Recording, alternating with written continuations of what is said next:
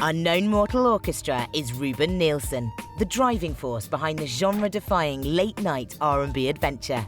Ruban continues his exploration of sound and vision through lustrous guitar work, charming melody and psychedelic production. You're tuned into Roots to Grooves.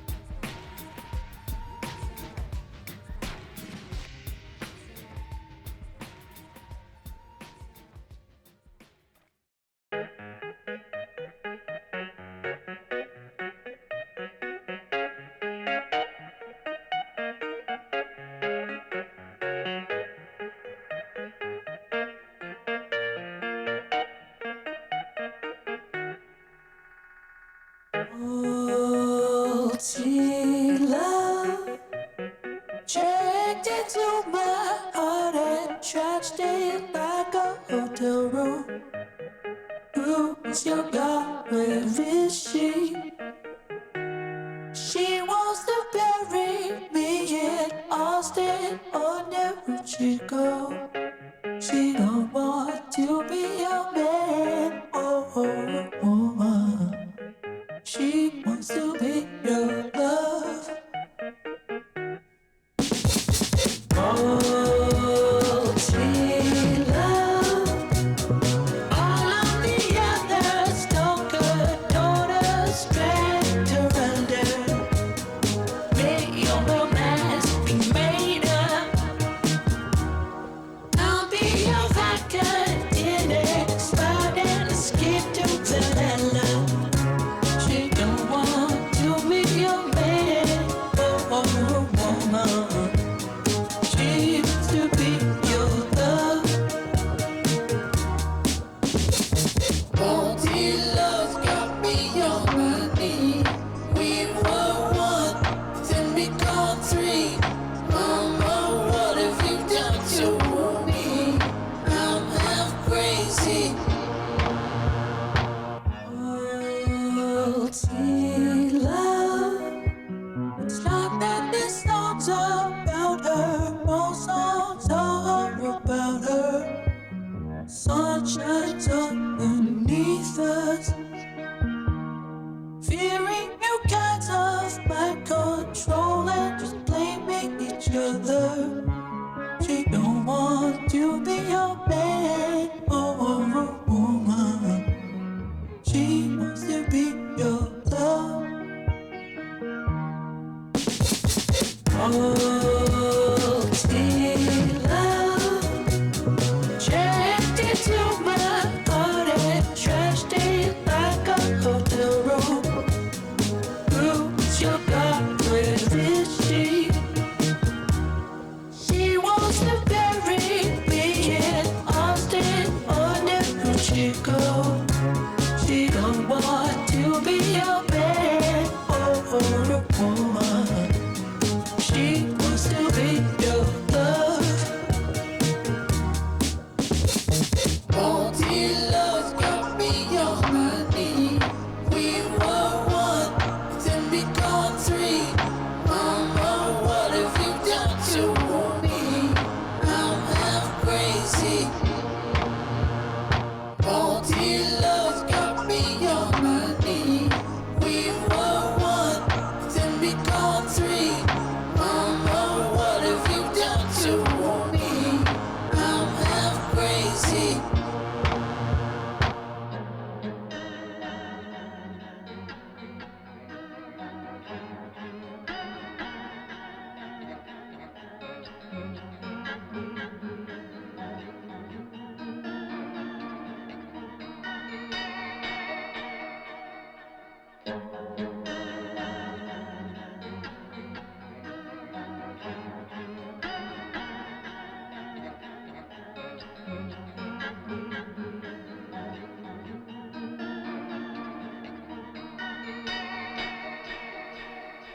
Hello, everybody. Welcome to another edition of Roots to Grooves. Thank you for joining us.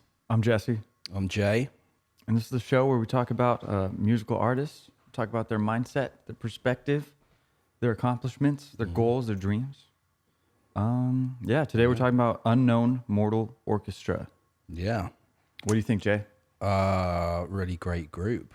I say group because has a title like you think as a group and a sound that you think is a group, a band. And there are other people involved in here. But Ruban Nielson is the main driving force behind this band / project, right? Yes. Yeah. Yeah, he's the creator and the singer, produces most of the music. He's kind of the band leader. Yeah. And drives the creative forces forward. Yeah.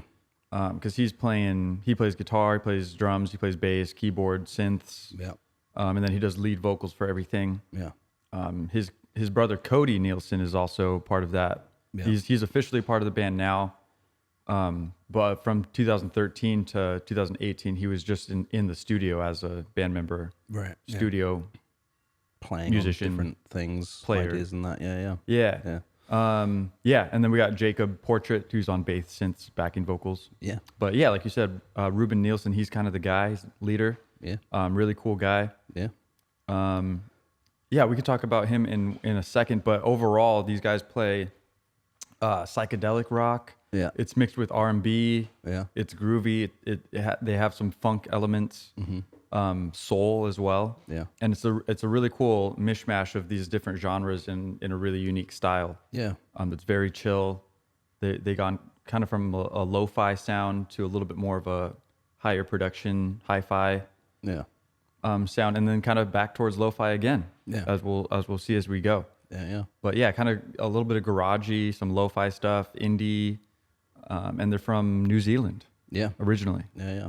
Currently based out of Portland, I believe. Yeah. Not too far from here, Portland, Oregon.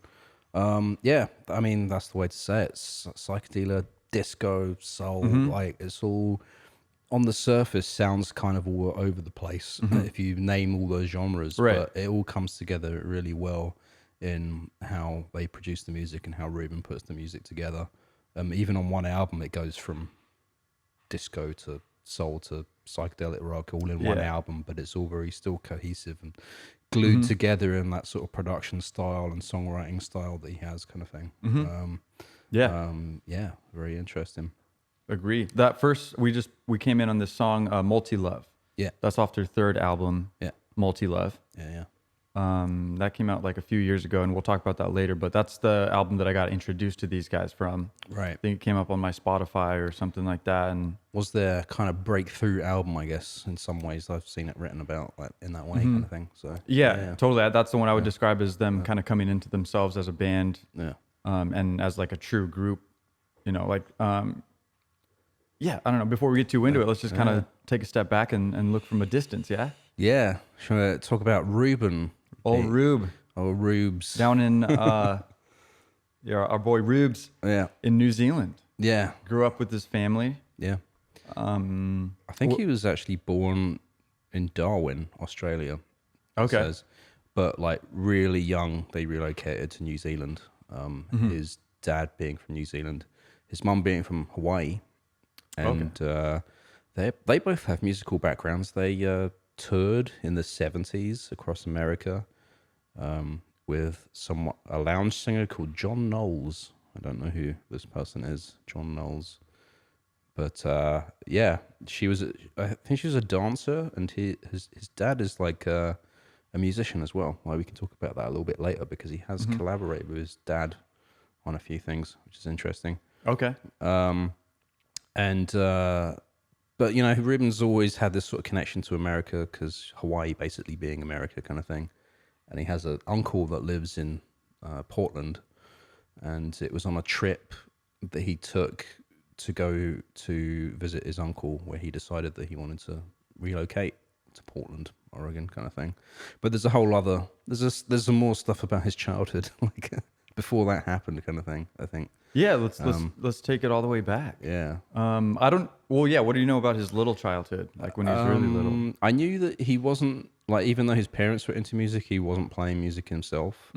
I think when he was like really young, like maybe 12 or something like that, his dad got him like a yellow, like Fender kid-sized scaled guitar. Yeah, I think it was like a miniature Les Paul. Yeah, that's it. Yes, yeah. Style. Yeah. Kid's guitar. And which I think he's posed with in like a photo on his Instagram or something like that. And I heard an interviewer asking him about that, and he said, they just used to take photos with it. He didn't actually play it back then, kind of thing. I wonder, is that guitar still around? Yeah, good question. I don't know. Maybe. Anybody knows where it is? Let us know.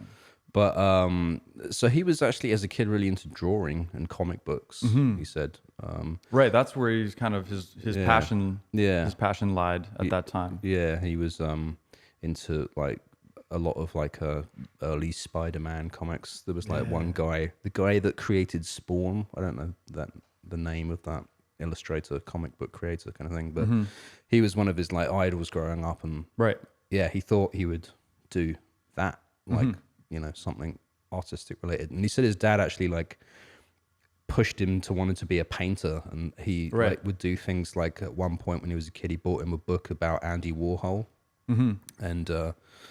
and this, he said this book was just like all like old photographs of like Andy Warhol in the warehouse situation that they had, kind of thing, showing all these parties, and he said like naked women were in there and stuff like that. Yeah, he thought it was kind of interesting. But he said his dad always wanted him to be a painter, but like a successful painter, not like a poor, like struggling artist kind of thing. But like, which is why he pushed him to Andy Warhol, because he's kind of he's famous for making money off of his paintings. Yeah. And, I guess also artistic integrity, or... Yeah, I guess in this era of like, because if, a lot of painters like even Van Gogh or whatever in their time were not successful. Like now they're successful long after they're deceased sort of thing. But Andy Warhol being one of those few people doing modern art successful in their time sort of thing. Which is maybe a motivation for him, his dad getting in that book kind of thing, and pushing him in that direction. But it wasn't until 19 years old that he got, his dad gifted him a proper guitar, and that's when he started playing music for real. Yeah, for his 19th birthday. Yeah, and it was a weird story, like about that. Like, well, I was just gonna say, for a little background context. Yeah. His father and I think other members of his family have had issues with substance abuse, which is neither here nor there.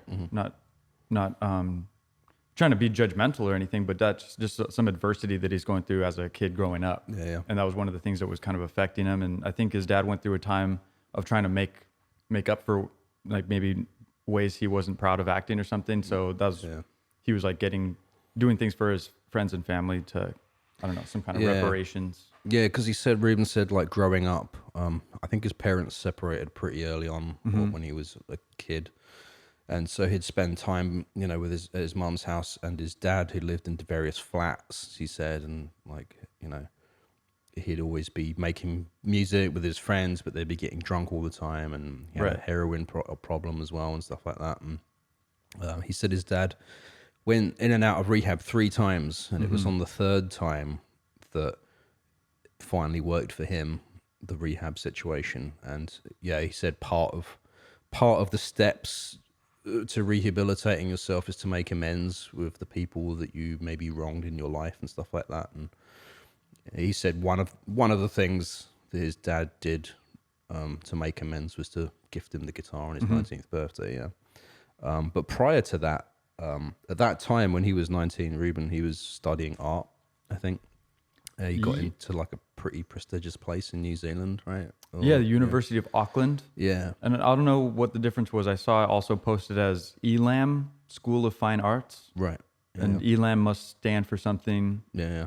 I don't know. Or it's a New Zealand word. Or it's a place. I don't know. Yeah. I don't know. It said both things, like the University of Auckland. Yeah. I don't know if that's the full name. Right. Yeah. It doesn't really matter too much. Yeah. But, because in his like high school years and elementary school years, he said, actually Ruben said he had a lot of big problems of insomnia. Like right. Up.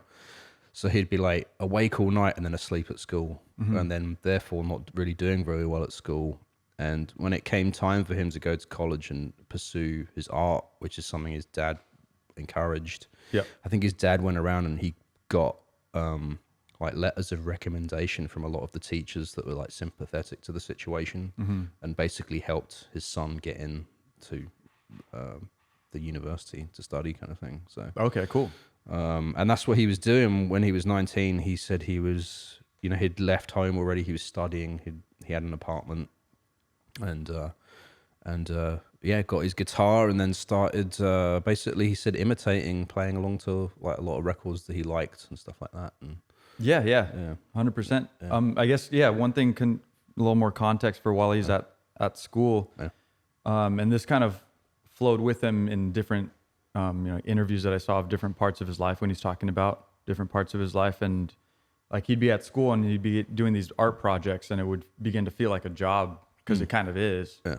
And you have to get these done for a certain class or whatever, and it felt like a job. So then he started going to guitar as like a side hobby to get away from that feeling of having to get things done and to work. Yeah. And I think he always kind of feels like that. As soon as it's something that he has to do, he wants to divert his attention to something more creative where he doesn't have any deadlines or standards or whatever. Right. Yeah. And so he's just kind of going through just a little mindset perspective. Yeah. So then, he started playing more guitar and kind of learned the ropes or the strings, you could say. Yeah. And then, did he graduate college? I think so. Yeah. I think he did. Yeah. And then anyway, he got into music though. Yeah. Basically, so started a band. Yeah, I think with his brother, right, Cody, because his brother was a little bit younger than him, but into music as well, and they decided to form this band, their very first band, the Mint Chicks. Yeah. Yeah. And so they were pretty good, and I listened to some of it. Really? Some of it's a little bit close to waves, like we talked about. Yeah. Okay. Yeah. A little bit, like pop elements of pop hooks. Good melodies, but with kind of like noise rock, kind of garagey, kind of stuff like that. I don't know too much about them, but they saw a lot of success, and they were opening for the White Stripes on tour, opening for some big acts like that. I didn't know this portion of the story. The success with the Mint Chicks. I didn't know that. Yeah, so they were like pretty successful, and that was all before he was doing Unknown Mortal Orchestra, or some of that was during, or no, I think it was completely before. Wow. Okay. Yeah. So like he had basically a career, and some of these interviews I'd see him talking about his life story, and he didn't even mention the Mint Chicks. Yeah, this was so far away, I guess now. Right. It says from 2001 to 2010 is when they were doing that. Yeah, but that's still before Unknown Mortal Orchestra. Yeah, so, still before. Yeah. I think Unknown Mortal Orchestra was only these past 10 years. Yeah. Right. About. Yeah. So. I mean, this guy's 41, Ruban is. Right. So, I don't know. The whole thing seems like he's pretty young and spry creatively. Yeah. But he's kind of, been around the block. Been around, yeah. Which is cool. So he's very, he's gained a lot of skills and talent and experience. Yeah. But I think the Mint Chicks had 3 albums. Wow. Okay. And then, they went on tour with some bigger bands. White Stripes is the only one I can think of off the top of my head. Right. But super cool. I guess there was a lot of tension between the band members, kind of constantly. Yeah, what I read about, and that just put a lot of pressure on everybody. And eventually, it kind of drove him to want to go away and to stop doing music, basically. And that's when he moved to Portland. Right. Ruban moves to Portland, and he became an illustrator. Yeah, kind of like his old dream. So he's kind of backtracking and doing his first passion. I don't know specifics about that, but he was an illustrator for a business. It was, I think, a film production company. He said, he's doing illustration for in Portland, and I think he might have had his wife, because I think his wife is from New Zealand. I think they might have been together at that point as well. May have already had a kid. I know he has 2 kids now. I'm not sure if he had kids when he made that move. It was right around that time that he started the family, basically. Right. Yeah. And yeah, I think it was like all of that whole experience with Mint Chicks, where he was sort of kind of, seems like burnt a little bit by the whole experience. Like as crazy as that is, some other people supported for years, which is pretty. Oh yeah. What else? Fucking TV on the radio, and the Black Lips as well, and the White Stripes. Crazy shit. Yeah, and I noticed that. I think it's just Black Lips. I don't think it's the Black Lips. I think it's the Black Lips. I've seen that. Oh, really? But I listened to that band before, and if you look on Spotify, Black Lips, it's just Black Lips. Just want to throw that out there, because some people throw the, and I'm like... Sometimes it's easy to do. Like, no, well, for sure. But yeah, so I think, like, he'd moved with his wife to Portland and was working as an illustrator for this film production company, and basically he decided that music wasn't going to happen again. Like he thought that, you know, he didn't like the industry, he didn't like the way things were going. Like he's kind of lost his lust for it, sort of thing. Right. But I think it was around that time where he started really, like, as he was just doing the job, he was listening to a lot of like old like psych rock records or something like that, from what I saw. To the fact where he kind of became a bit obsessive about that genre, and he was like trying to collect and find all the artists and all the records. And he said basically it got to a point where once he started like unable to find new things he hadn't heard of before, he was just like finding the same artists that he'd already heard and the albums already heard. He decided he wanted to create his own music in that style kind of thing, which is what inspired him to do what became Unknown Mortal Orchestra. But I think starting with setting up a little basement studio in his house, gathering the gear that he had, and I think he said it was just a very like personal thing that he kept secret. Like he would just be down there toiling away trying to create some things and not really sharing it with anyone. Like, right. I think he specifically mentioned that a couple times where he says he's really intrigued by the idea of doing something creative when nobody else knows about it, and just being super into this idea, or you know, whether it's messing with synths or writing a song, putting sounds together, just a cool experience for him and a little getaway. I think you could see that throughout like his career, throughout the discography. He's always kind of go away from what's happening, and like he's even said he's willing to suffer for his art, right? You know, to the point of trying new things or experimenting with this or that. Like moving to Portland or just generally moving in a new spot, trying things in a new way. It was something else he was asked at a different point later in his career. I know we're talking about a certain moment right now, but he was asked later on about living in America and like what he thinks about it, what he likes about it and doesn't like about it. One of the main things he said, the difference between New Zealand and America is that there's a genuine love and support for music in America versus in New Zealand. He said in New Zealand you have to be like Lord or someone like a big name, $1 million artist, otherwise people don't take you seriously. Like I guess there's no, it's both a cultural thing and a commercial thing, where the way he said about New Zealand is that you know, if you just did music on the side, people wouldn't be taking you seriously, kind of thing. Whereas he said, you know, in America you can be doing music on the side, but there's a little bit more of a I can't remember the word he said, but there's like there's an interestingness to it, you know, right? Like that other people share here, and you know, so US is the home of a shit ton of like musical genres and artists over the past century or two, you know, kind of thing. Century. Yeah. Well, centuries. Centuries.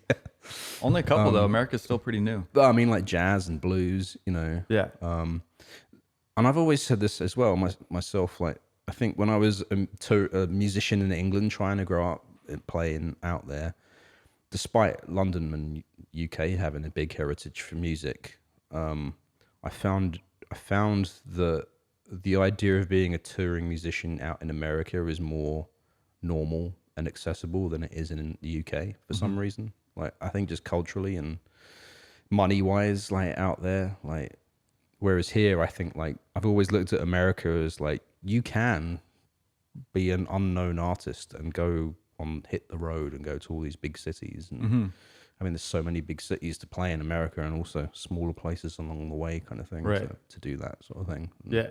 But yeah, I was just saying that's something that Ruban said about the differences, and that's why he said, you know, there's a lot of other fucked up shit that happens here with politics and all that. Yeah, right. But for the music portion, like, he finds himself at home in America versus New Zealand. But yeah, which is interesting because like in Europe or something, there's so many different countries about the same distance away as our cities in America. Yeah. So for touring, it's almost easier over there. Well, that's the weird thing. Yeah, like growing up, I wouldn't even entered my mind to go to a different country to play. But now I'm older. I'm like, if we live in London, we'll just hit up a couple of cities in the UK and then go to Paris and then go to Amsterdam. They're all right there. Exactly. Yeah. Same thing. But yeah. But we were talking about his Portland experience, his making the music in his basement, sort of and secretness of doing that. Like, so I think to loop it back around, he had this experience of starting a family and being in a new place, back with a new day job. Yeah. And so that was kind of, he started gathering this, creative energy from these experiences. Yeah. And that's obviously how he creates his music and tries to get these emotions out and express himself. Yeah. While he's experiencing these emotions, and that was kind of overwhelming him to the point where he wanted to start music again. Yeah. Kind of casually. And then, so as far as I know, this is where Funny Friends comes in. Yeah. And so he had this one track, I think he made it basically by himself. Yeah. Kind of a lo-fi track, and he just released it on Bandcamp. Yeah. Without even the name of Unknown Mortal Orchestra. It was like an anonymous Bandcamp page or something, he said. Yeah. And so I think, labels started looking at it and they noticed it. And I'm not sure. Do you want to play it? Let's play it and then we'll talk about it. And then we'll talk about there we go. What happened. Nice.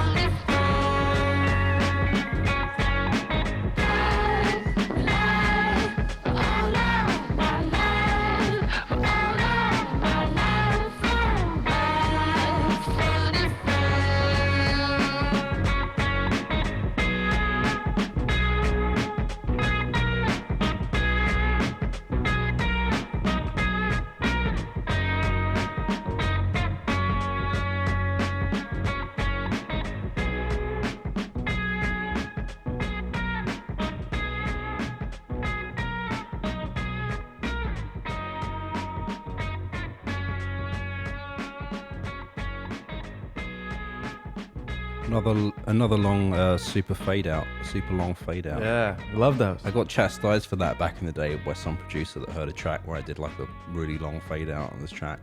Didn't like it? I think he got anxious because he was like, when's it going to actually fade out? Yeah. I like long fades out. So if the vibe's right, you got to do it. You know? If the vibe's right, it works really well. Exactly, yeah. 100%. But that was Funny Friends, spelt with 2 F's, capital F, little f, on each of Funny and Friends, Funny Friends. The very first anything that Ruban put out publicly with this new music he was making in his basement in Portland.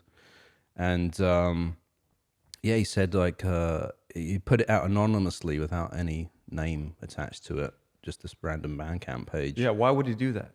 I mean, I think he said he wasn't really thinking about it. He just kind of did it. And I mean, I did this I've started a Bandcamp page years ago, and I didn't even think about anything of it either. I was just like, because also back then, Bandcamp's kind of a bigger deal now, I think. Yeah. In the music sort of scene of artists and listeners. But back then, I think it was kind of just starting out sort of thing, a new platform. And he just put this track on there. It got picked up by a couple of blogs. They found it somehow. I think again back then, because Bandcamp was a new platform, it was easier to see new things that just sprung up on there, kind of thing, and people were like more tuned into like, oh, what's that sort of thing. So he got picked up by a couple of blogs. Spread from there, Pitchfork ended up picking it up. He said he was sitting at his job at this film production company doing his illustrating job, and he heard his track playing, like blaring across the office kind of thing. And he went over to the person playing it. It was like, where'd you get this from? He was like, totally. What band is that? He was like, what? Why is the person playing my song? And he said, oh yeah, I had a friend at this magazine that like sent it to me, like something I should check out kind of thing. And he was like, well, shit. And they said, yeah, it's like the newest hot thing and no one knows who it is. And he was like, shit, I did that like 6 months ago. Damn. I didn't know this story. Yeah. And so he was like, he checked his Bandcamp page and apparently he'd been hit up because the only way to contact him was through emailing through his Bandcamp page. Right. And he saw a lot of messages there from like record labels that were like, we really like this. Can you share some more music? Is there more music that you have kind of thing? We're interested. And it basically went from there. A few different labels picked him up, contacted him through that. He shared his music, I think privately to them without releasing any further stuff. Right. Until I think it was Fat Possum Records was the label that picked him up for that. Yeah, so he signed Fat Possum Records, and then that was the first single off what would become the debut album, self-titled Unknown Mortal Orchestra. Yeah, and that's crazy. I was thinking about this as I found out the story. It's like, I mean, what a stroke of luck or weirdness to just to be discovered in that way, kind of thing. I'm not really convinced that can happen right now. I don't know, but like. I mean, I think it does go to show that luck does play a big part in all of our lives, even. And sometimes, things happen for some people that don't happen for others, and luck to an extent is something. Well, I think also another thing that plays into this, something we've talked about on other episodes. One of them most recently being Idols, I think, said this, and a few other artists were like not really like attaching any expectation out of it. Like he had, like when he uploaded that track to Bandcamp, he had zero expectation that people would find it or listen to it or anything would come of it. Like, he wasn't in that mindset at all, kind of thing. And it just goes to show you, like, if you're not really, I mean, there's a place for intent, I think, and chasing dreams and reverse engineering things and stuff like that. But also the value in not really, I'm going to upload this and I'm going to be get a record deal with the or whole whatever. goal. Yeah. It's like you don't want to be too contrived about it or whatever. No, yeah, like you said, it was 6 months. Yeah, it was 6 months when that got discovered after he'd released it. Yeah. So that's quite a long time. Yeah, it's true. A lot of times people would be like, oh, well, it hasn't happened this week or next week or a couple months in. Exactly, yeah. Maybe no one's going to notice this song. Fine, I'm still at my day job. Yeah. Got my illustration job going. Yeah. And then somebody, when you least expect it, labels are hitting you up. Yeah. So pretty cool story. Good research on Jay's part. Thank you, folks. I tried this week. Some weeks I feel like I don't know anything, and I'm just scooting along in the episode. We're just scooting. But yeah, I think he recorded like a bunch of other tracks then around that same time, and those are the tracks that made up the first album. Because he said after he shared it and he got the deal, he didn't like everything was exactly how he originally recorded them. He didn't like go back and tweak them. He was just like, yeah, this is what I have, kind of thing. And the label were like, yeah, let's put it out. Perfect. Yeah. Yeah. So I mean, the album cover is a picture of a building. For those of us on the YouTube, we could put a picture right now. There it is. Yeah. So pretty cool. It's an old looking it's like an old futuristic looking building, and it looks kind of run down. So it's kind of got a, apocalyptic kind of retro futuristic vibe. Some like metallic things with a long driveway, blue skies in the background. Yeah, it's kind of bright. Trees bare of leaves, like a kind of a fall situation maybe or something like that. Yeah, so apparently when he was making this music, he just kind of gets involved with the imagery. Yeah. And he really liked this photo as he was making the album. Yeah. So it's a picture of a Petrogora. It's called Petrogora Monument, I think. And it's in Yugoslavia.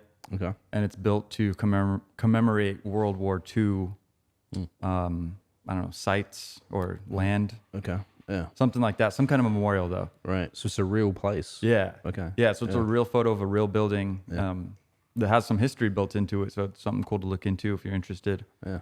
And then as far as the music, on this, everything was recorded to tape, which definitely lends itself to this lo-fi kind of quality that we heard off that first track. Yeah. But yeah, a lot of psychedelic riffs, pop choruses, funk-driven bass with breakbeat drums. And it was interesting that track we played, Funny Friends, because that's him singing on it, right? Yeah, yeah. It sounds like a female vocalist. So it was very high-pitched. Yeah, he does have a really nice... When you look at him, it doesn't look like he'd be the guy singing that song. Yeah. But, obviously, looks don't matter or whatever, but he does have this kind of upper register thing that he likes to go to, this kind of falsetto, soft, I don't know, thing that he has, and it sounds really nice, really cool. Yeah. So, yeah, otherwise, I mean, the music's really melodic, and it's warm, and it's bright, and then this is when he started that family. Yeah. After this, there was, some acclaim and success and excitement, so that they went on tour. He got his boys. Yeah. I think Cody Nielson, his brother, and then the bass player friend. Yeah. And some friends from Portland, and so they went on tour. Yeah. And it was, like a pretty big tour, I think. Yeah. And they went to New Zealand, and where they're from, but Australia, and then I think some dates in Europe. Yeah. And they were really experiencing the rock star lifestyle. Yeah. And, which sex, drugs, yeah, rock and roll, and they were doing it all. Yeah, he said he'd grown up with family with substance abuse things, and then he found himself kind of in that situation of partaking in various substances and stuff like that. Yeah. On the road. I mean, it happens, especially if you're on a scrappy tour, when you don't have much money to go on the road and right. Partying every night, that's kind of what it is. You gotta. Yeah. But the weird thing is he said they got ripped off. The manager ripped them off on this first tour. And he said he came back home penniless. Really? Yeah. Oh, I didn't know that either. And also there was a label switch up here. So I don't know if someone at Fat Possum Records is to blame, but I'm not pointing any fingers. Fat Possum Records. We don't know. I've heard their label before, their name. I think they've done a few things. But I think he said it was their manager that ripped them off on that tour. That's messed up. Yeah. But yeah, so he said he came back depressed, and his insomnia came back. Yeah. After the tour, so he had to kind of come back and readjust. Yeah. And reacclimate back to family life. Yeah. Yeah. If not for him, for his family, his growing child. Exactly. Yeah. I don't know if it was a boy or a girl. He has a boy and a girl. I'm not sure which is older, but yeah. But so he's self-financed. He said his second album, which is called 2 in Roman numerals. So using the same basement as the studio? Same basement, yeah, same gear and stuff. So same kind of thing, back to experiencing 9-to-5 job life with my family, and he starts getting all this creative energy again, and he has to let it out somewhere, and he's back on this kind of music train. Yeah. So he starts working in similar fashion to the first record. Yeah, yeah. Am I getting that right? Yeah. I think that's my story. I think that's the story. I don't know about his work situation in that point, but I think he might have had to do some stuff Right.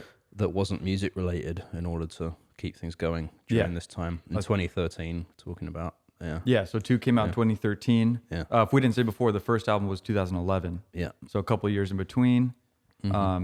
Yeah, so this one's just, it's more good music, solid release, melodic grooves, blues rock riffs. Yeah. Still pretty lo-fi, melodic, but really good.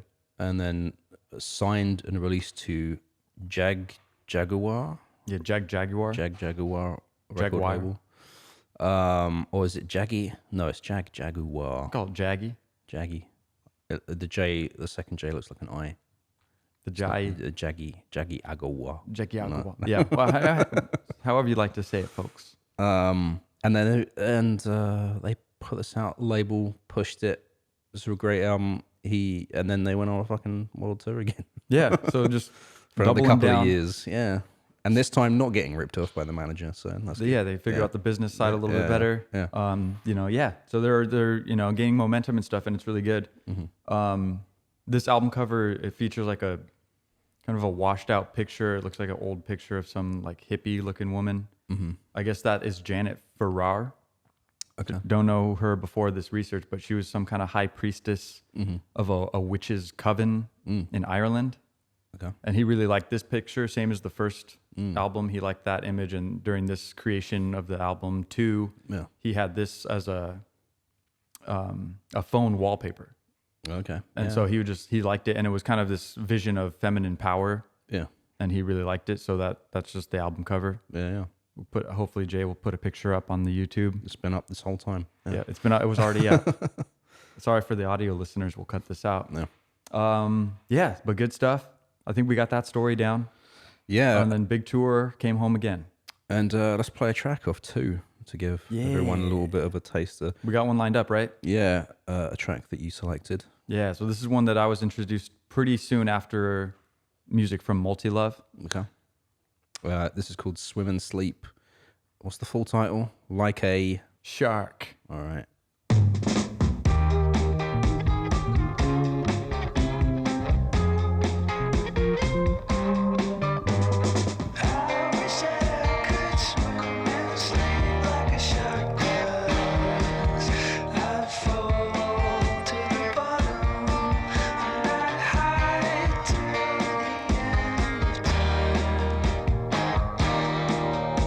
Sweet cold darkness.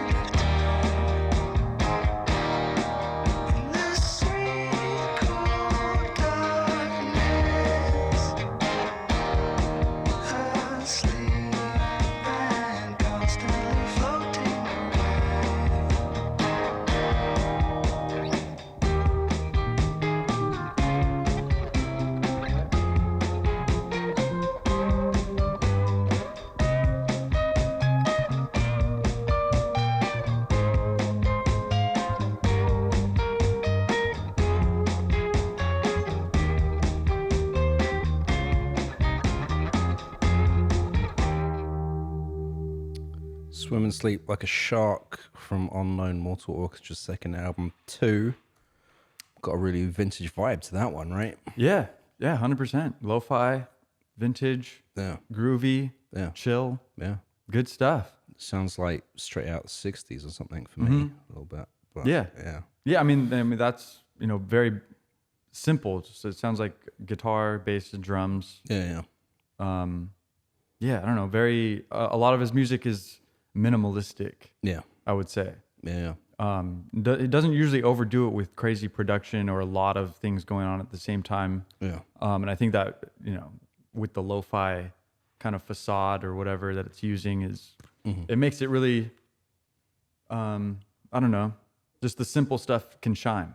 Yeah. No, definitely. I love simple, like produced music because it's hard to do, I think. Yeah, right? That's the thing. It's one of those things where he makes it sound really easy. Yeah. But to get the listeners to be drawn into the music and find that groove and lead the way. Yeah. So he's doing a great job. I mean, that's what we're talking about. Unknown Mortal Orchestra today here on Roots to Grooves because it's good shit stuff. I put explicit on every episode, even if we don't swear. Oh, really? Because I'm not checking for cuss words, so everything's explicit on Roots to Grooves. That's good. The most explicit podcast in America today. Every episode. And so like I said, went on tour again for like a couple of years, world tour on this. And do they do any late night shows? I know they have done some late night shows. I think after this they were doing Late Night with Seth Meyers. Yeah. I think they did a different one too. I know they've done Jimmy Kimmel. They done Jimmy Fallon, sorry. It's weird. I just watched this whole documentary on HBO about the evolution of late night TV shows. Oh, nice. I also recently went to see a live taping of the Stephen Colbert Show, just to throw that out there, which is kind of a trip and an experience. But I bet.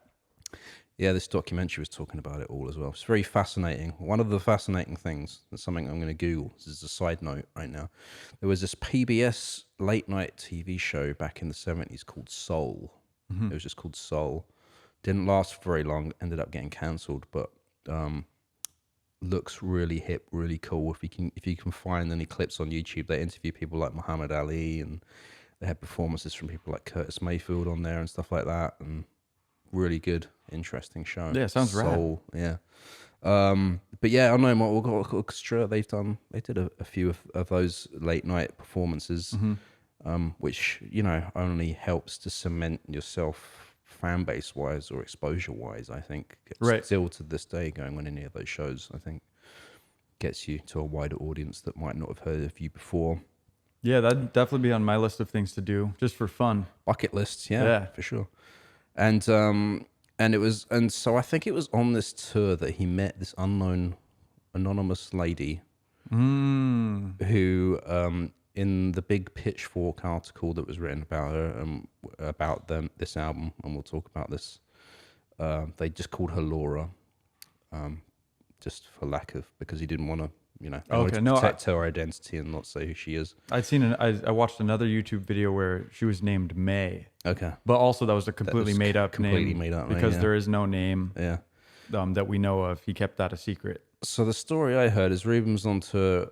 There was this young 18-year-old girl that they locked eyes with across the room, sort of thing. This was in Japan while he was on tour. In Japan, right? It was an off night though. Okay, yeah. Like not a show of his, but like off night as in like he had the day off. Yeah. And they ended up striking up a conversation, got along really well. He was just like very interested and enamored by this person, kind of thing. Right. Swapped contact details. They ended up staying in touch, not in person, but like over email, like subsequently after that meeting, kind of thing. And I think his wife at a certain point was like, she knew that he was messaging this person, and he was like, can she send a selfie or something? Which is very strange. I don't know. But and his wife was like, wow, she's a very good looking person. And then his wife ended up corresponding with this lady Laura or May or whoever she is, and got along really well as well. And then it said it started being a little bit like intimate, like he like love letters between his wife and this lady. Yeah. And he was starting to get a bit uncomfortable about the whole thing. And subsequently, I think his wife had shared the letters with him, but he hasn't read them. He didn't want to read them, kind of thing. But long story short, his wife ended up inviting this woman to come and live in the house with their 2 kids and Ruben and his wife. Yeah. And I don't mean to, I think, what you just said is correct, but I think they were both aware of the situation that a kind of triangle had formed. Yeah. And obviously I think Ruben knew about the invitation, and I'm sure they talked about that as my impression. They were both on the same page. Okay. Yeah. So it wasn't like a surprise to him. It was like, that was not the impression I got. Okay. I don't know the exact details more than what I'm saying, but I think they were all under they were on the same page. Right. Yeah. And whatever, they invited her to come live with their family and have a polyamorous relationship with as a trio. Yeah. For better or worse. Yeah. And I think he was a little apprehensive about it. Yeah. But he did want to follow through with it anyway. Yeah.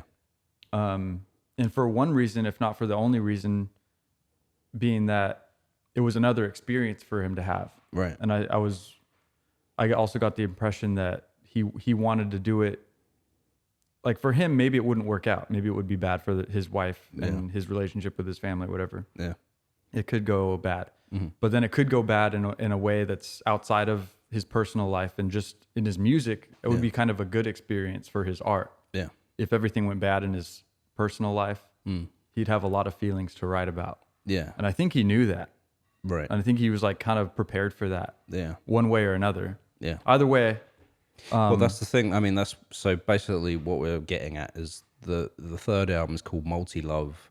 Yeah. And lyrically, emotionally, it's about that whole experience, the whole polyamory relationship, and his struggles with it. And he said he also met up with his brother and asked him about this kind of thing, and told his brother he was writing about this, and his brother Cody was like, well, only you could be doing that. Like, be in the situation and using it as like inspiration for your music, your art or whatever kind of thing. Yeah. Which is cool. So Multi-Love, the album came out 2015. Yeah. As far as I know, this woman moved in with them in this relationship in 2014. Right. So up next to each other. Yeah. And I think most of the album touches on that. That's why he called it Multi-Love. Yeah. We started with the track on the show was Multi-Love from this album. Yeah, yeah. Speaking directly about this relationship. Yeah. And the funny thing about the story, though, is that he didn't necessarily want it to come out. He wasn't really talking about it. Apparently what happened is a Pitchfork journalist was staying with him for 4 days. And at a certain point during that trip, this journalist was like, went to Ruben and was like, this is what I think the album's about, kind of thing, after everything you've told me. Mm-hmm. And then Ruben was like, oh, shit. Okay, it's like, the journalist was kind of right, but he didn't have the whole story. But he didn't have the whole story, and Ruben was like, I better just tell you straight up, like, the truth about what this is all about. So that it doesn't go out to the public and the media and tell a story that's just not true. It's not true or misinterpreted or whatever. He wanted to be like, put his version of events out there, sort of thing. Right, and just real quick to interject, because that's one of the things that he said multiple times, that he doesn't want the listener to know too much about his personal life. Yeah. Because he wants the listener to experience his music as he's creating it for them, for you, for us. Yeah, so you get your own meaning from the music. Yeah, so you can interpret it in whatever way you want and have it mean whatever you want it to mean. Yeah, he said, like, if he feels like you know too much about his reasoning, it's like he's stealing the music away from you or something. It's yeah, like kind of forcing you to feel a certain way. Yeah. And he doesn't want to do that. Yeah, he wants you to have your own interpretation, which is really admirable, I think, for an artist to not be pushing their like intent. I mean, they've already done that in the recording and the writing of the song, but however you perceive it is how you perceive it, sort of thing. Right. Which is what was happening with that journalist, but that's a different situation. If you got a journalist right there and they're about to write some shit, I better make sure that's the fine line, and you can't. It's hard to see until you get to that moment where your personal life interacts with your music or public life. Yeah, and and this was a breakthrough album for him. And do you think it was that story that added to it being a breakthrough album, or do you think it was the music alone? I think the music stands up for itself. Yeah. But I mean, the old adage, any press is good press. Right. I'm sure it couldn't have helped because it's kind of a fun little story. Like, ooh, Right. I got 2 wives now. Yeah, there's some juiciness behind. Yeah, this it's whole it's a thing, like- juicy little tidbit of a story to know about an artist that already has multiple albums. Yeah. And a level of success. Yeah.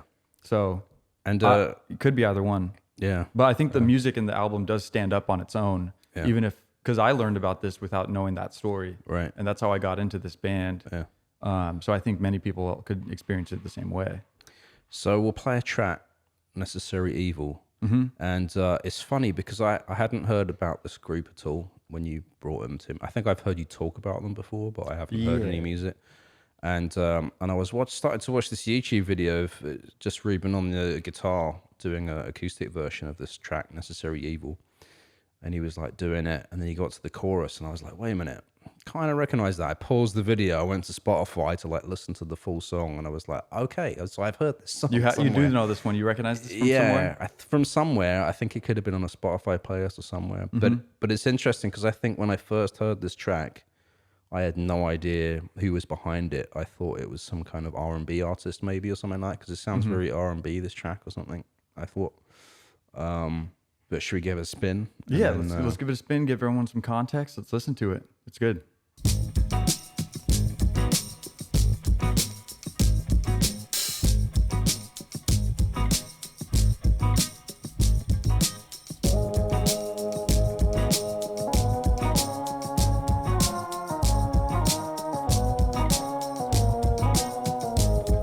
Transform into the animal you need to.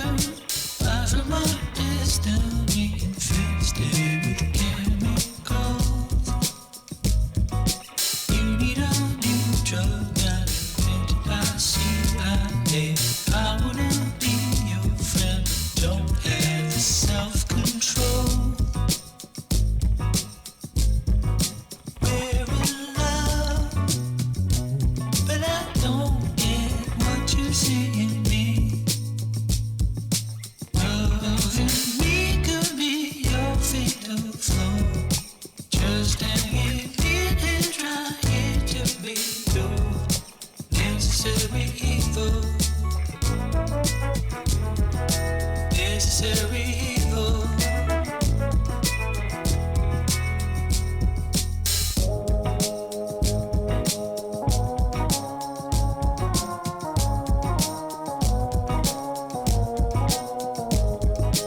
Nobody can get up there in the moonlight. Going inside to tell me, is it just a bit too much? She drew on a pillow and looked like an angel. She did a blunt, but it would not chill her out at all. We're in love. She don't get what I see in her. Loving me could be your fatal flaw. Just hanging in and trying to be your necessary evil.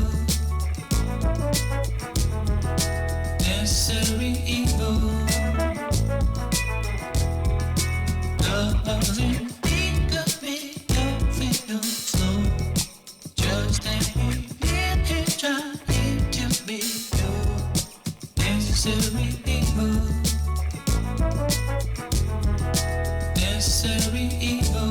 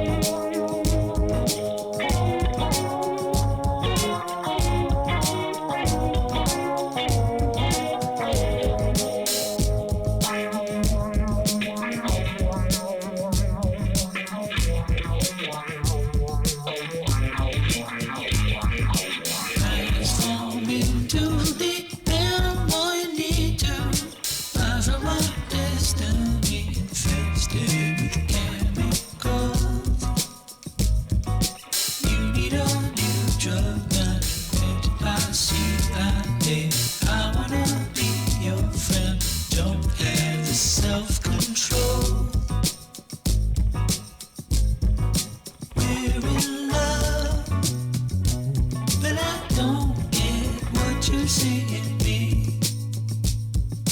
Loving me could be your fatal flaw. Just hanging in here trying to be your necessary evil. Necessary evil. Loving me could be your fatal flaw. Just hanging in here trying to be your necessary evil. Necessary evil. Necessary evil. Necessary evil. Necessary evil. Necessary evil.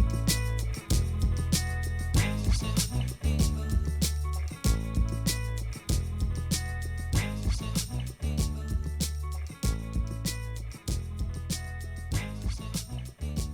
Necessary Evil from the album Multi-Love. Good stuff. Yeah, that, I don't know if this is a correct thing to say, but it reminds me a little bit of Always. Is that, you think Yeah, I that think it's a little fair to bit? say. Yeah. Who we did an episode on a few weeks ago. Check that out. Check it out. And also Shuggy Otis. I don't know if you ever heard of Shuggy Otis. No. Good old soul artist, did this one track called Strawberry Letter 23, which is kind of known. But yeah, that is it an organ that he's doing in this track? Or Yeah. something like that. Yeah, it sounds like it. It's interesting to me because it sounds like wrong, but it sounds so good. Like when it comes in, it's just like ominous a little bit. It's like, It is. I don't know what. Yeah, I don't know what kind of key he's in, or yeah, it's like But- it's just, I don't know. It's just like it's very interesting because I've been thinking about writing music lately. I've been experimenting with a few things, and the things I've been thinking is like building up a sequence, and then having that loop going, but then like strip out a few things and then try and do a different idea to it, kind of thing.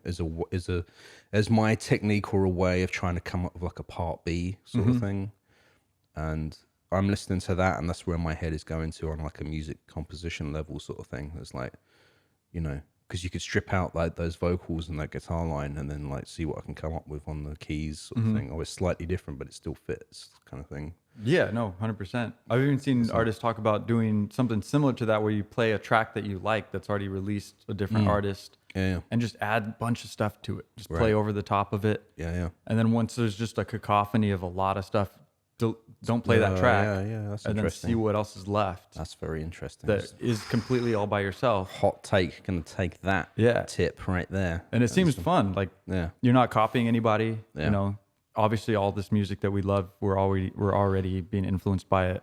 And I'm a little bit bummed as well on our episode that we did on Jordan Rakei a few weeks ago. Jordan Rakei. Because since we recorded that episode, I've gone through and I've binge watched all of his tutorial videos that he put out during COVID lockdown. So Jordan Rakei, if people don't know, he's from Australia, New Zealand as well. Australia. I think he was Australian as well. Yeah. But during lockdown, he did all these like 2-hour videos, a song from scratch. And he was like showing his whole technique of what he does to like create songs sort of thing.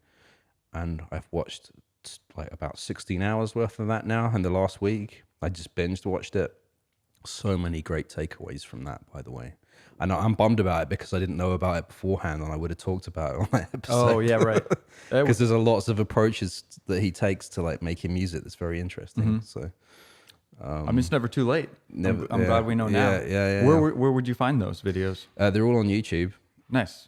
And since like he released those like one a week during the heavy lockdown of 2020, and then he started a Patreon, and now you can subscribe to his Patreon, and at the highest level you can get one-on-one contact with Jordan Rakei for like mentoring and tutorialship. That'd be amazing. And you can play your music to him, and you can critique it and stuff like that. Fantastic. But I've been struggling for the longest time to try and create music again, just in general, let alone just in the computer with no instruments. And I did one track this week, which and I'll play it to you off air a little bit. Yes. And I was just like, I'm excited. Using all of Jordan Rakei's techniques, and I was like, shit, like this. Now, Jordan Rakei, you're my god. Damn. All right. Got me back in the flow of being able to create again without the fear of. And I'll just say like a few techniques. Well, let's just end the episode and play that track. I want to hear it now. Yeah. Thanks for listening, everyone. No, a few techniques. One of the big takeaways I got from him was to just keep going, right? Because I've always had this issue where I start like a couple of loops and I'm like, oh, this sounds like trash, and then I give up, kind of thing. But watching him create these songs from scratch, like he was doing a similar thing, you know, like his initial things that he did weren't so hot, but after he kept adding to it and adding it and adding to it and layering things up and tweaking things and then going back to the original thing and messing around with them or deleting them or whatever, it's just like, it just showed me like the power of just forging on, just continue. Like, you know, that's the hardest breakthrough barrier to get through, is like, you know, getting through that slump. And I think it's with anything, you know, writing, painting, music making, you know, getting started is always really hard, but you have to get started. And then once you get started, you just continue for the session you're in, however long, 2 hours, you know, get into that flow state or whatever. Like exactly. Yeah. You just have to know that even these guys who are at this professional level that we talk about on Roots to Grooves, or whatever artist that you love, they're doing the same exact thing, and they're not getting into the studio and just placing all these things just right where they will be for the end track. Right. They're not just, oh, I just hit some buttons and there's a masterpiece. Yeah. Almost every time they're deleting something or trying something or, you know, just creating a loop until that loop inspires another idea.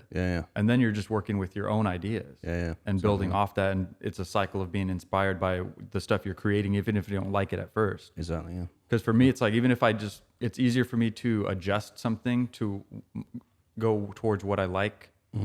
If there's something there that I can manipulate. But it's hard to come up with a masterpiece on a blank slate. Yeah. You don't know what the end goal is. Right. Yeah. But even if you just jab it, just make random noises, whatever, then you have something to manipulate. Exactly, yeah. And that can kind of be a flashlight in the dark. A flashlight in the dark. That's what we're searching for. Okay. Well, but we're talking about. But we are talking about Unknown Mortal Orchestra, right? Yeah, we're back. I'm excited to hear this track after we're done recording this. Oh yeah. Well, you know, we'll see. Okay. It's like sharing something that like you think is good, but other people might be like, "That's the same loop over and over again. No progression." No. There's songs on the radio that are just loop. I have to turn it off already. It's true, yeah. But Multi Love, 2015.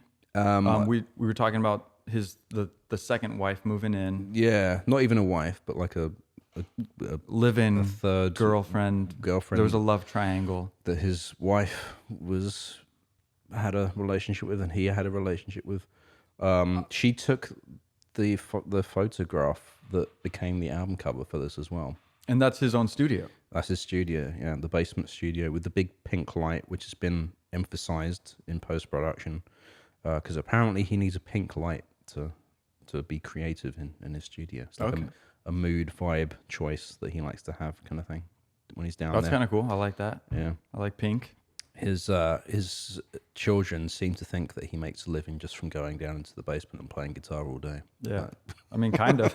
Kind of, yeah. That's the goal, at least. So as far as I knew, their love triangle was like, it was fine. It was good. And eventually this anonymous woman's visa expired because she's from Japan, and then she just straight up moved back. Right. And I don't know if you know any more to that story.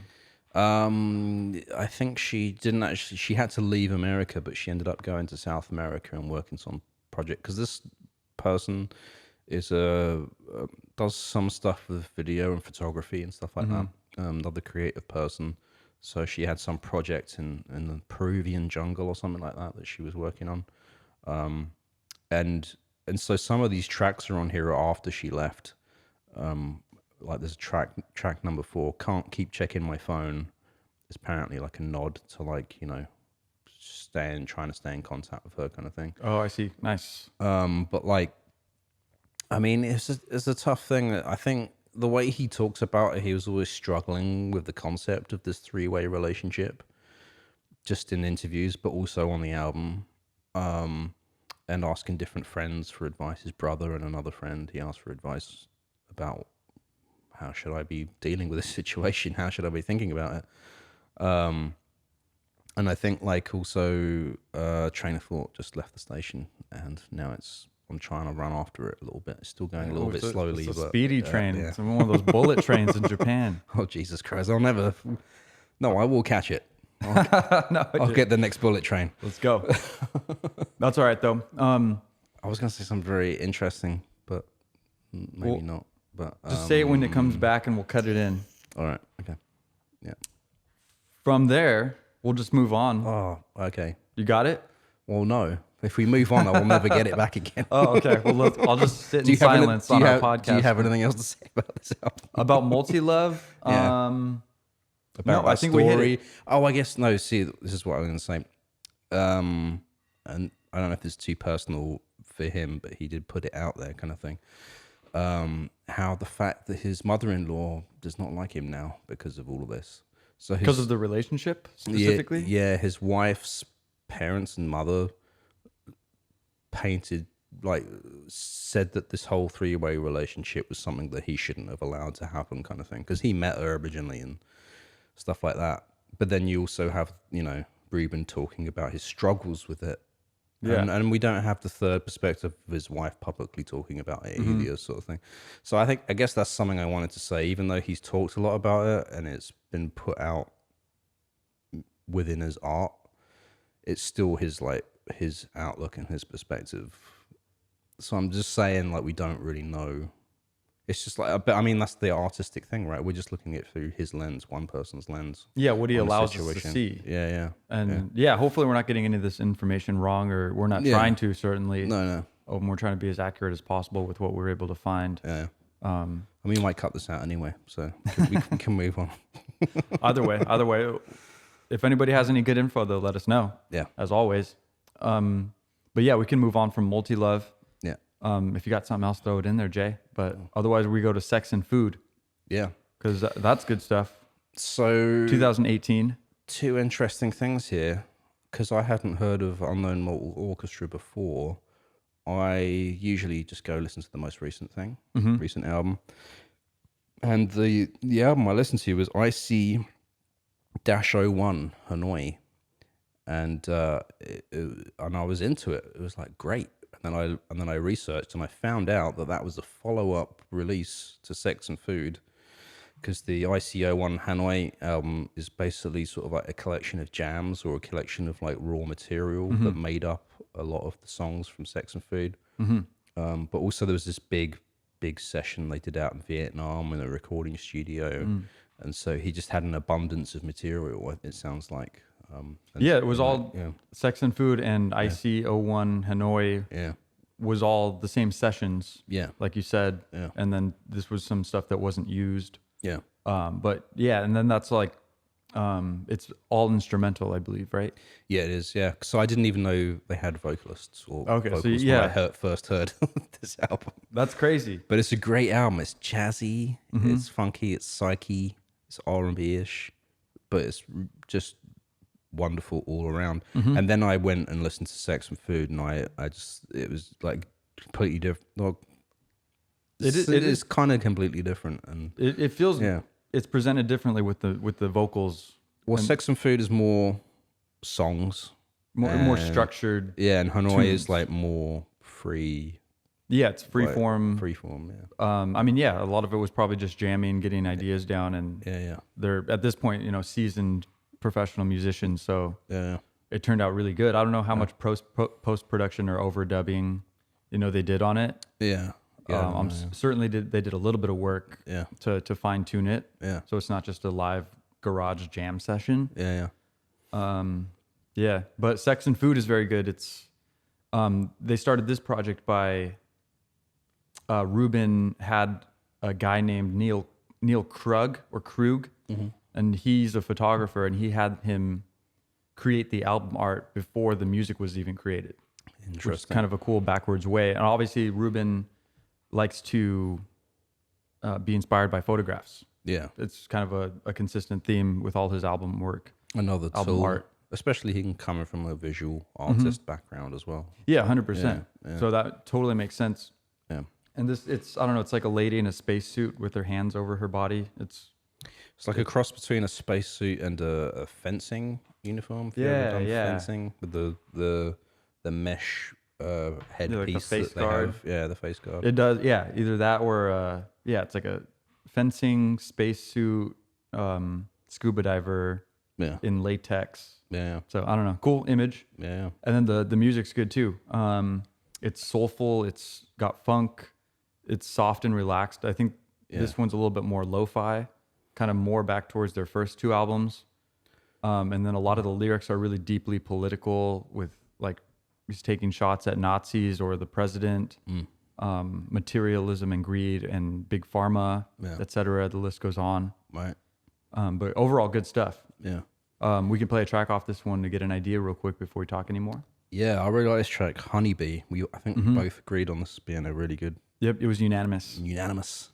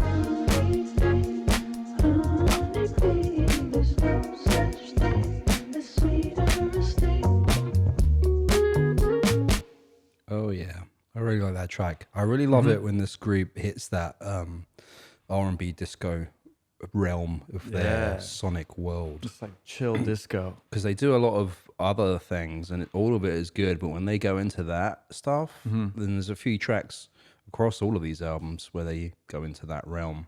I really love it. Yeah. Yeah, 100%. Yeah. Yeah, no, I couldn't agree more. Yeah. Soft and relaxed, kind of lo-fi, real chill. Got that beat going. Yeah, yeah. Yeah, the other thing I wanted to say about this album is there's a track called American Guilt. Yeah.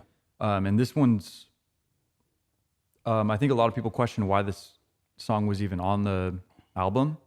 Yeah, I heard an interviewer ask him about it, what he like, because the interviewer didn't quite get what he was trying to put across in this song. Yeah, it's quite different. It's kind of heavy. Okay.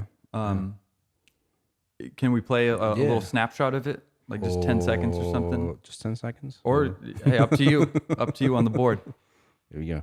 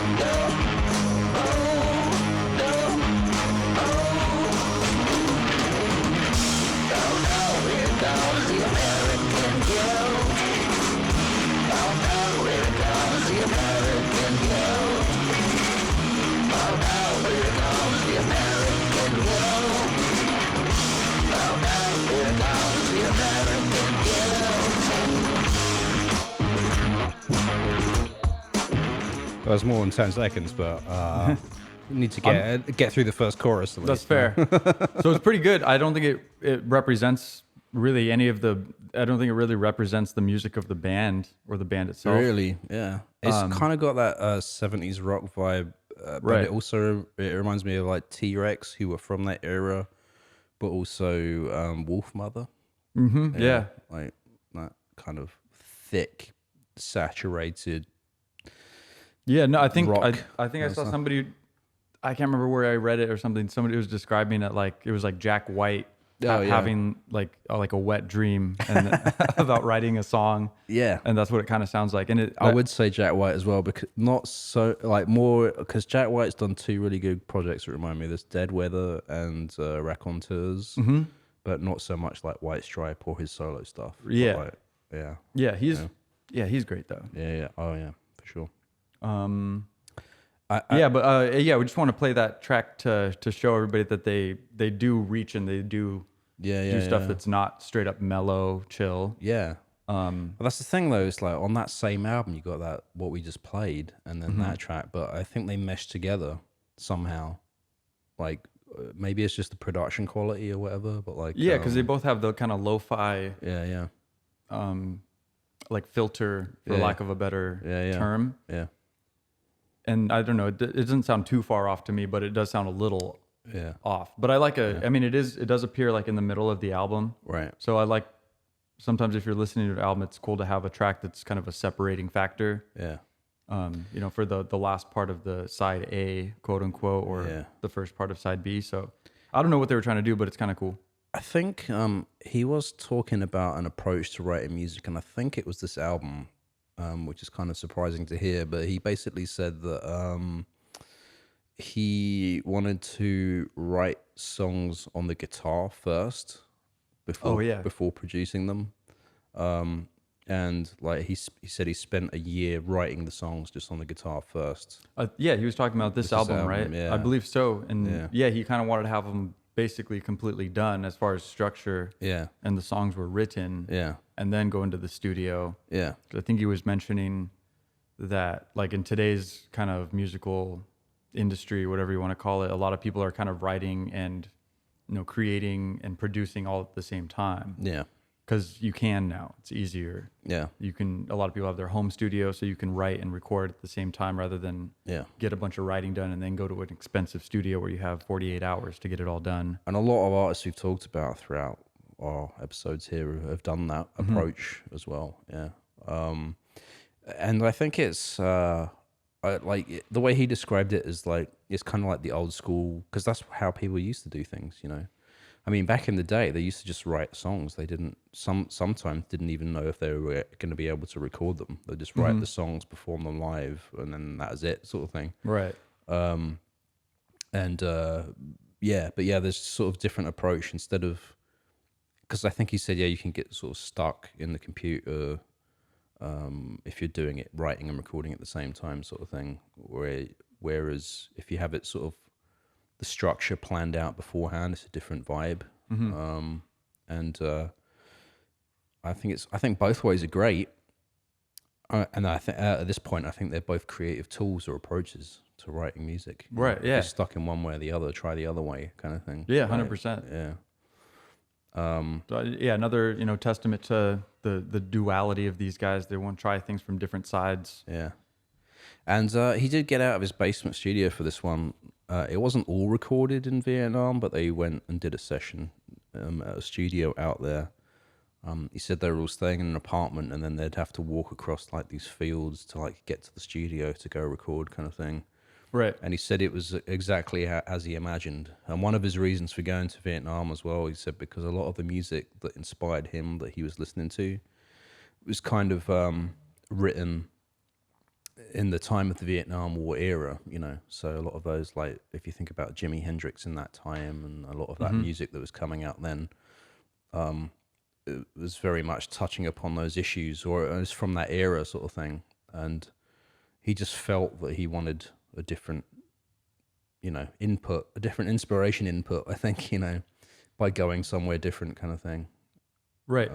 Yeah, because looking at America, for example, from another country's perspective and context. Yeah. And kind of wanting to feel that. Because he's not from America, but he was living in America. Yeah. And America has that kind of worldwide, attitude about itself.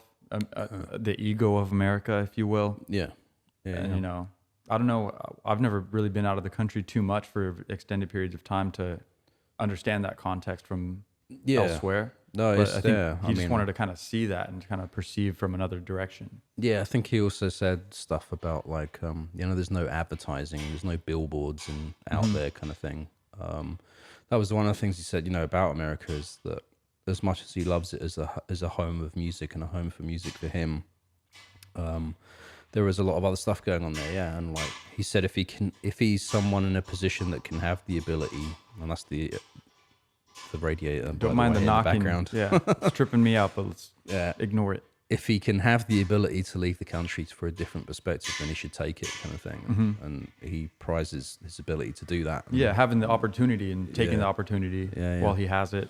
And he said he wanted to share that experience as well. He didn't want it to be a solo thing. He wanted to invite, his musical collaborators, his dad, I think, to come out there, sort of thing, and be with him during this sort of thing. Yeah, to experience that with somebody else. Yeah.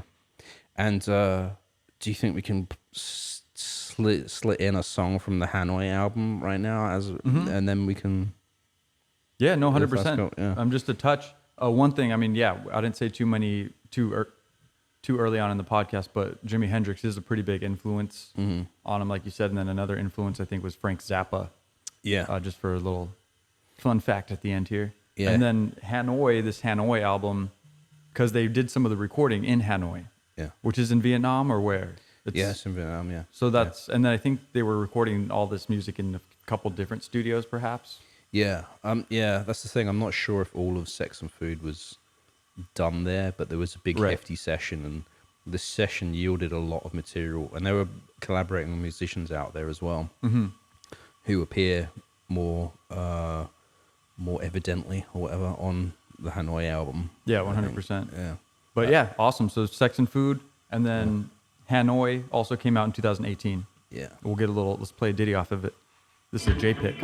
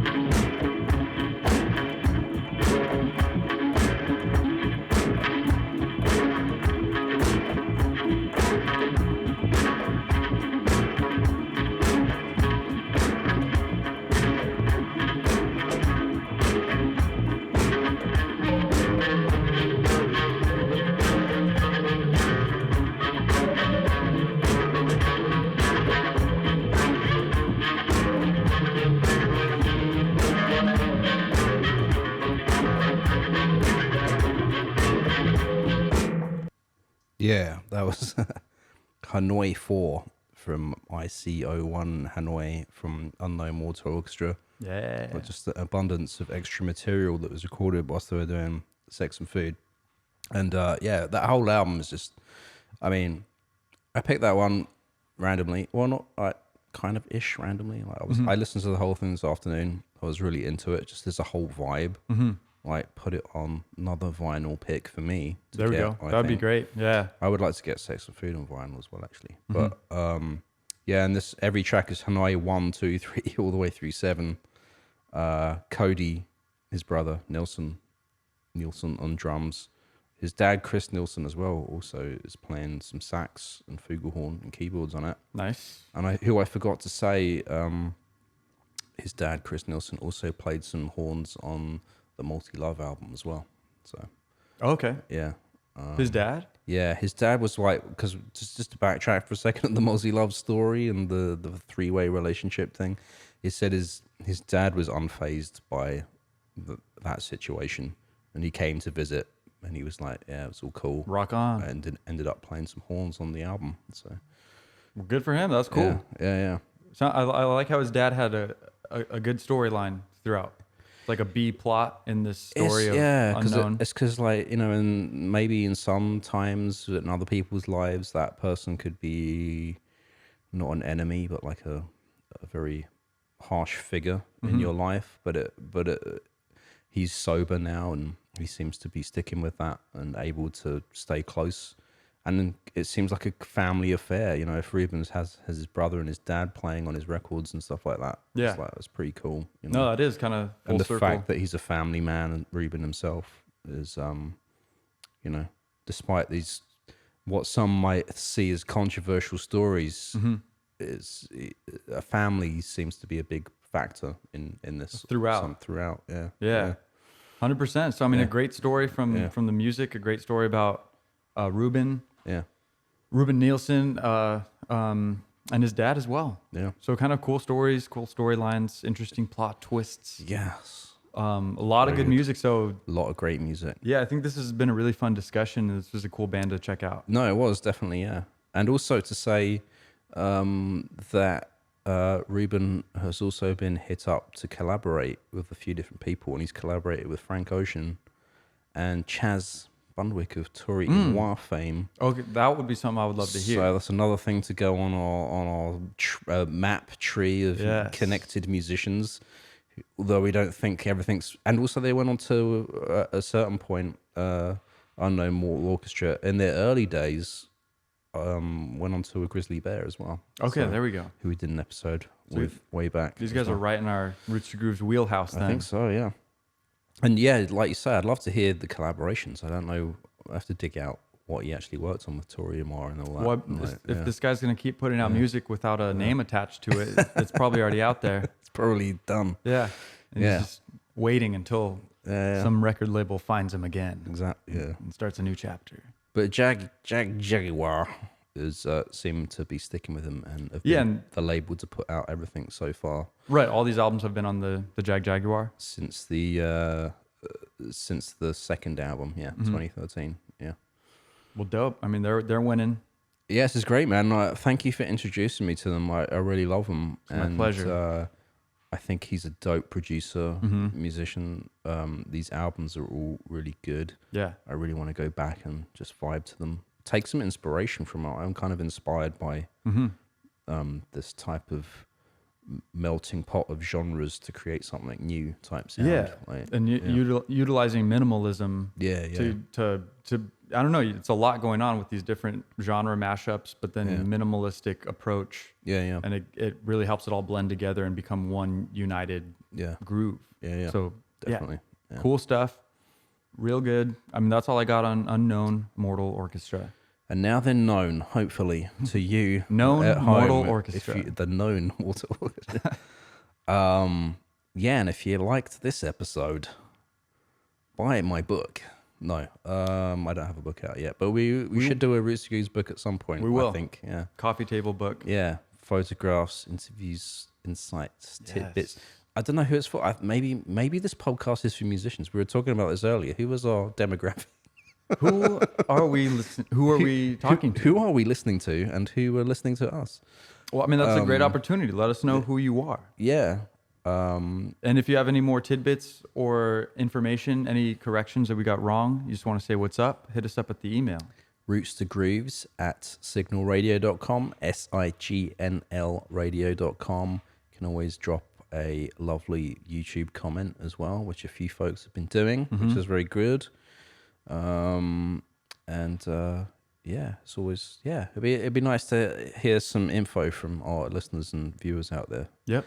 What they're into, and because the thing I'm getting at is like with the book, I think like if because we're musicians, like I don't know if some of our listeners out there are musicians, and maybe we can take some like tidbits, some facts, some interesting approaches, some mindset things from the musicians we're talking about, and just highlight those in like a handy little coffee table book you can leave in your studio. Yeah, yes. That's actually a great idea. Just riffing on air right now, just coming up with random ideas. But yeah, I like it. Yeah. I love it. Hit us up with those tips.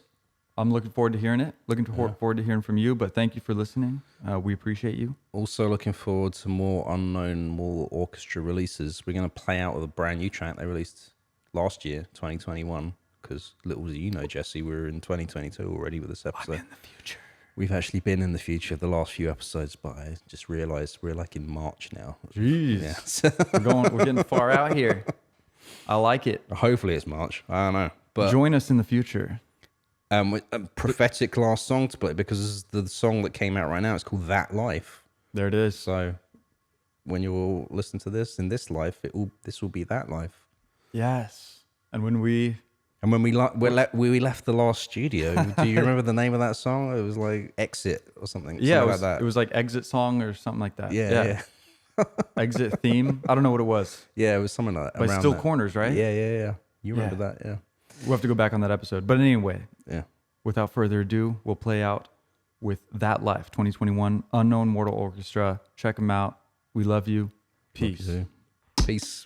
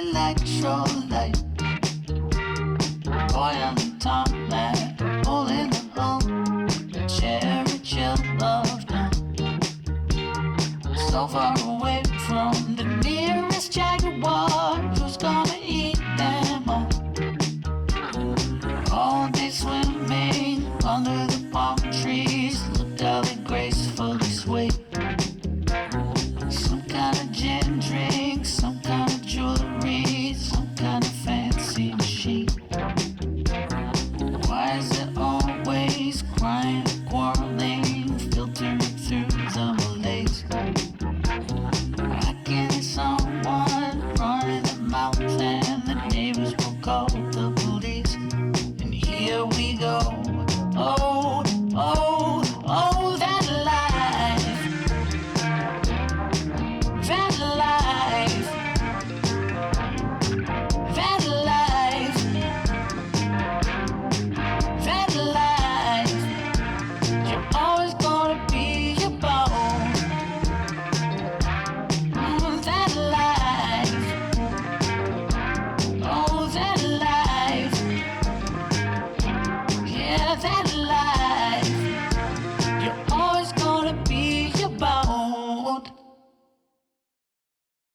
Roots to Grooves is a production of Signl Radio.